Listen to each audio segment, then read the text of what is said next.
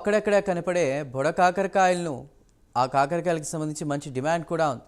అధిక లాభాలు వచ్చే పంటలను పండిస్తే లాభాలు పొందొచ్చు అనే ఆలోచనతో నిర్మల్ జిల్లా తానూరు మండలం ఎల్వి గ్రామానికి చెందినటువంటి రైతు షాదుల్లా తన ఎకరం భూమిలో బోడ కాకరకాయల పంట వేసి లాభాలు పొందుతున్నాడు.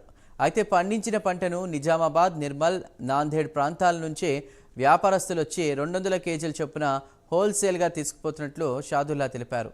ఇక నెల రోజుల్లో 2 లక్షల పంట దిగుబడి వచ్చిందని రైతు ఆనందం వ్యక్తం చేశారు.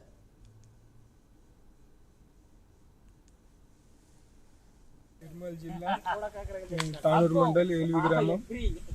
నా పేరు షాదుల్లా. నేను అడికాకరకాయ పెడుతున్నా. పోయిన సంవత్సరం 2 సంవత్సరాల నుంచి పెడుతున్నా. మంచిగా దిగుబడి ఉన్నది. మంచిగా ఇట్లా ఇప్పుడు నిజామాబాద్, నిర్మల్, నాందేడ్ నుంచి వస్తున్నారు. మంది తీసుకోగలుగుతాం. 200 రూపాయల కిలోతోటి పోతుంది. మంచిగా దిగుబడి ఉన్నది.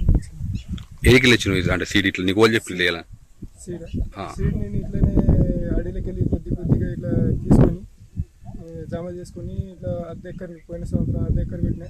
ఈ సంవత్సరం 1 ఎకర్ పెట్టుకున్నా. దిగుబడి మంచిగా ఉందని ఇంకా పెంచాలని ప్రయత్నిస్తున్నాను. నిర్మల్ జిల్లా తానూరు మండల్ ఎల్వి గ్రామం. నా పేరు షాదుల్లా. నేను అడిక